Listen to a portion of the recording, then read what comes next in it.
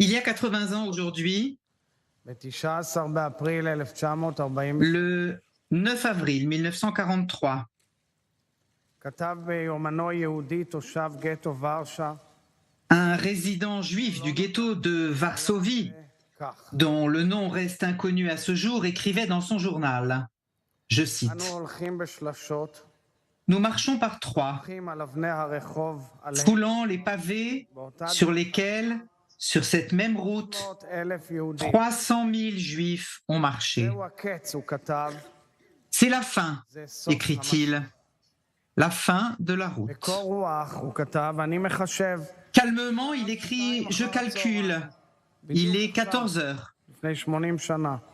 Aujourd'hui, précisément, il y a 80 ans, je regarde le ciel clair d'avril. יובילו אותנו À לטרבלינקה, la tombée de la nuit, nous serons emmenés à Treblinka. כבר לא À l'aube, je ne serai plus en vie. החשבון הוא פשוט. C'est un בפעם calcul האחרונה simple. אני רואה את השמיים C'est הכחולים la dernière בין fois העננים. que je vois le ciel bleu entre les nuages. היום, אחרי 8 עשורים Aujourd'hui, בדיוק, אני חושב על אותו Exactement יהודי 8 אלמוני, décennies plus tard, je pense à אני ce מביט juif לשמיים anonyme. כמוהו, Je regarde le ciel comme לאותם lui, שמיים רצופי le même עננים, ciel clair et nuageux d'avril. והכאב מפלח את הכאב. Et la douleur me transperce le cœur. מכובדיי, נשיא פולין אנג'יי דודה, Mesdames et messieurs, Monsieur le Président de la Pologne, Andrzej Duda, Président de l'Allemagne, Frank-Walter Steinmeier, שורדי השואה וגיבורי nos מלחמת chers העולם survivants et héros de la Seconde Guerre mondiale, המשפחות, les membres des familles, נכבד. Mesdames et messieurs, באתי לכאן מירושלים, je viens aujourd'hui ici de Jérusalem, la capitale éternelle de l'État libre, souverain, juif et démocratique d'Israël.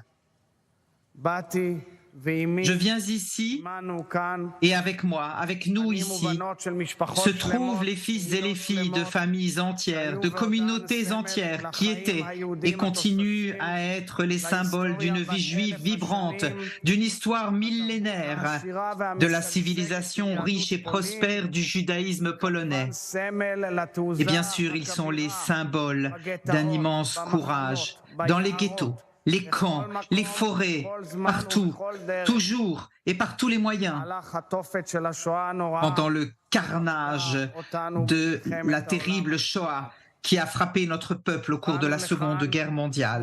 Nous sommes venus ici 80 ans, jour pour jour, après le début de l'insurrection du ghetto de Varsovie, emblème de l'héroïsme pendant les heures les plus sombres de l'humanité. Ici, à l'endroit où nous nous réunissons, se trouvait le ghetto, exigu, animé et débordant de vie. À proximité, comme l'a dit M. Tuskin, à proximité se trouvait le point de collecte, le Umschlagplatz. C'est là qu'a été scellé le sort de 300 000 juifs polonais, enfants, vieillards, femmes et hommes, qui ont été déportés vers le camp de la mort de Treblinka. Quand je ferme les yeux, je revois et imagine les braves guerriers de la révolte, les membres de l'organisation juive de combat et de l'Union militaire juive, les quelques centaines d'âmes qui ont affronté les milliers de soldats nazis qui ont pris d'assaut le ghetto pour les anéantir, face aux forces de l'oppresseur nazi, entraînées, monstrueuses et armées jusqu'aux dents, qui forçaient porte après porte, maison après maison, dans une chasse aux juifs vicieuse et inconcevable, qui ne connaissaient qu'un seul destin, la mort et l'extermination. Face à eux, un groupe de jeunes juifs polonais s'est dressé, déterminé, plein de foi et d'espoir, puisant sa force dans l'héroïsme qui traverse l'histoire juive. Comme l'a dit le président polonais, des braves du roi David aux guerriers de Masada, de Bar Kokhba,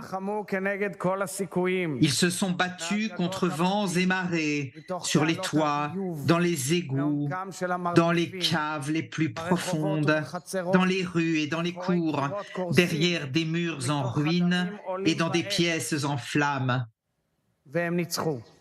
et ils ont gagné. Nous n'avions aucune chance de remporter la bataille, se souvient Sivia Lubetkin, une femme que j'ai admirée toute ma vie, membre de la direction de l'organisation juive de combat Eyal, héroïne de la révolte. Et la petite fille a été nommée Eyal d'après l'acronyme hébreu de l'organisation juive de combat. Elle est ici avec nous aujourd'hui. Il était clair pour nous que nous n'avions aucune chance de victoire au sens habituel du terme, disait-elle, mais nous savions qu'à la fin du compte, nous serions victorieux.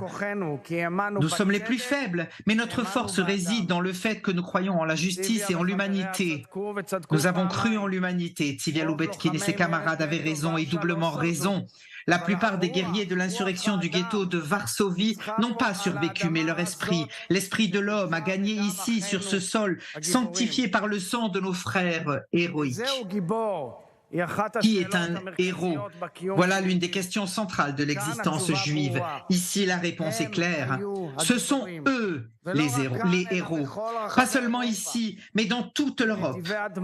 Dans le sillon des larmes, dans les profondeurs du carnage, dans les limites des ghettos et dans les camps d'extermination, dans les 9 cercles de l'enfer. Dans un monde qui s'écroule à l'ombre de la mort, dans des conditions d'humiliation, de famine et de travail forcé, dans les ghettos, dans les fosses communes, dans les trains de la mort, dans les chambres à gaz et les fours crématoires, face aux camps de concentration et d'extermination. Ils ont réussi, mères, pères, enfants, grands-pères et grands-mères, à défendre la morale humaine, la responsabilité mutuelle, la foi, et l'humanité élémentaire, et l'amour de l'humanité. Ils ont défendu l'impératif juif le plus fondamental. Aime ton prochain comme toi-même. Ils n'étaient pas seuls. À leur côté, dans une lutte héroïque contre les nazis et leurs complices, dans tous les pays, se trouvaient des justes parmi les nations et les membres des mouvements de résistance locaux, y compris, bien sûr, ici en Pologne, les justes parmi les nations polonais et les membres de la résistance polonaise, qui ont risqué leur vie et choisi de ne pas rester les bras croisés.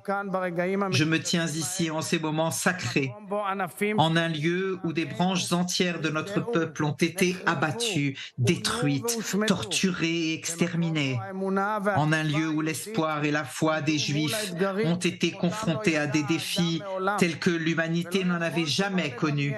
Et je ne peux m'empêcher d'imaginer les filles et les fils de mon peuple bien-aimés et agréables dans leur vie et jamais divisés dans leur mort, comme il est dit dans le livre de Samuel 2. Et j'imagine qu'ils auraient dit ce qu'ils auraient pensé si en ces heures sombres, dans la puanteur des égouts et des caves étouffantes, face aux canons des fusils et des chars, quelqu'un leur avait chuchoté à l'oreille que 80 ans plus tard, nous, les présidents de Pologne, d'Israël et d'Allemagne, serions ici pour saluer leur héroïsme et prêter ensemble un serment éternel à leur mémoire sacrée, un serment dont le noyau est singulier. Plus jamais ça. Ô unique, ô toi, où nous as-tu menés? Oh, tu creuses et je creuse moi-même vers toi et je creuse et à notre doigt l'anneau s'éveille. Voilà ce qu'écrivit le grand poète juif Paul Celan dans un poème décrivant la vie des travailleurs forcés pendant la Seconde Guerre mondiale, traduit en hébreu par le professeur Uzi Shavit, décédé il y a quelques semaines. Ces mêmes mains qui ont creusé il y a 80 ans, aujourd'hui en ce lieu rencontrent les mains qui ont creusé ici ces derniers mois et ces dernières années, trouvant de plus en plus de preuves de la vie qui a existé autrefois et de l'héroïsme qui a existé autrefois, l'héroïsme de l'âme et du corps. Ces découvertes émouvantes sont un impératif, un ordre de continuer à creuser, à découvrir, à trouver chaque bribe de mémoire, chaque trace de la vie qui a été et qui n'est plus, pour se souvenir et susciter le souvenir, en particulier au sein de la jeunesse de nos nations, jusqu'à la fin des temps. Votre Excellence, le président de la Pologne, mon ami Andrzej Duda, je vous remercie pour vos efforts colossaux et votre engagement dans le travail de mémoire et de commémoration, y compris ici en ce lieu. Nous devons nous rappeler que la commémoration de l'Holocauste n'a rien de postmoderne ou de relativiste. Le mal absolu a existé sous la forme des nazis et de leurs complices, et le bien absolu a existé sous la forme des victimes et des rebelles de toutes les nations. En transmettant cet héritage à la postérité, celle-ci doit refléter cet axiome indiscutable. Pas de si, pas de mais. L'héroïsme de la résistance et des rebelles et l'impératif de se souvenir de ce terrible chapitre de l'histoire lorsque le peuple juif risquait l'anéantissement total et que la destruction s'abattait sur la Pologne et de nombreux autres pays offre une plateforme pour un dialogue important entre la Pologne et Israël et pour l'avancement de l'amitié entre nos peuples. Une amitié qui, je le crois et je l'espère, s'épanouira et se développera et nous permettra d'élucider et d'analyser en profondeur les désaccords et les douleurs, tout en construisant d'importants partenariats, non seulement sur les bases du passé, mais aussi sur la base de notre avenir commun. Votre Excellence, le président de l'Allemagne, Frank-Walter Steinmeier, dans vos remarques inoubliables à Yad Vashem à Jérusalem, lors de la cérémonie marquant le 75e anniversaire de la libération du camp de la mort à Auschwitz-Birkenau, vous avez répété deux mots-clés qui soulignent le lien important entre le passé et le présent. Culpabilité et responsabilité. Merci pour votre leadership moral et pour avoir été une force si importante et significative dans l'approfondissement de l'amitié entre nos peuples, centrée sur notre engagement éternel pour le souvenir, la responsabilité et l'avenir, la sécurité et la prospérité de l'État d'Israël. Chers survivants de l'Holocauste, familles, Mesdames et messieurs, aujourd'hui, nous saluons l'héroïsme, mais l'héroïsme doit être sanctifié de manière pratique, en apprenant, en tirant des leçons et en transmettant l'héritage et le flambeau de la responsabilité de génération en génération. Cette responsabilité est pour nous un devoir de toute une vie. Lorsque nous nous tenons ici ensemble, au cœur de l'un des plus hauts symboles de l'Holocauste et de l'héroïsme, nous nous rappelons aussi qu'aussi grande soit la menace, le front commun que nous devons former contre elle l'est tout autant. Il n'y a pas eu de précédent à la fusion de la solidarité, de l'humanité, de la responsabilité mutuelle qui, à elle seule, a vaincu l'Allemagne nazie et les puissances de l'Axe. Ici, nous comprenons bien l'alliance sacrée que la famille des nations a forgée à la lumière de cette terrible tragédie. Sanctifier la mémoire des victimes, défendre fermement et collectivement le droit de l'État d'Israël à exister et à prospérer en tant que foyer souverain du peuple juif. Enseigner et éduquer à la lumière des leçons de la catastrophe historique qu'a été l'Holocauste et lutter de toutes nos forces contre toute manifestation de racisme, d'antisémitisme et de haine. Enfin, mesdames et messieurs, il y a quelques semaines, j'ai eu l'honneur de rencontrer Aliza Vitis Shomron. Aliza était une jeune fille de 15 ans dans le ghetto de Varsovie en 1943. Elle a aujourd'hui 95 ans. Le père d'Aliza, Shimek Simcha, a été assassiné au camp de Majdanek. Jeune fille, membre d'un mouvement de jeunesse et de la clandestinité, Aliza a risqué sa vie en distribuant dans le ghetto des affiches appelant les Juifs à la résistance. Juste avant le déclenchement de l'insurrection du ghetto de Varsovie au printemps 43, sa mère s'est procuré de faux papiers. Elle voulait faire passer Aliza dans une cachette, loin du ghetto. Mais Aliza ne voulut pas abandonner ses camarades de lutte clandestines. Une de ses amies l'a encouragée, l'a suppliée de fuir. Elle a laissé à Aliza une dernière volonté qui lui fait froid dans le dos en disant « Va, vas-y, tu survivras. Quelqu'un doit rester en vie pour dire aux gens comment nous sommes morts. Ce sera ton rôle si tu parviens à survivre. »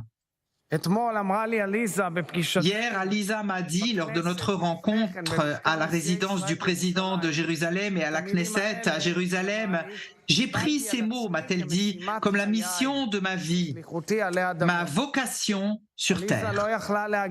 Alisa n'a pas pu venir aujourd'hui, mais en son nom, et au nom des victimes et des survivants, au nom des millions de personnes qui ne peuvent se tenir ici, je me tiens humblement devant vous en tant que président de l'État-nation du peuple juif, l'État d'Israël, descendant de la communauté de l'OMG, qui a été complètement détruite lors de la Shoah. Je m'engage à ce que cela ne se reproduise plus jamais.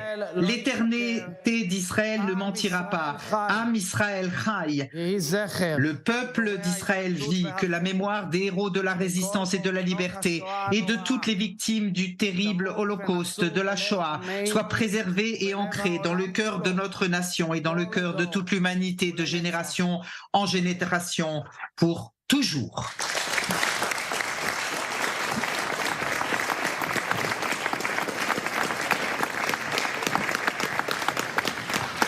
Шановні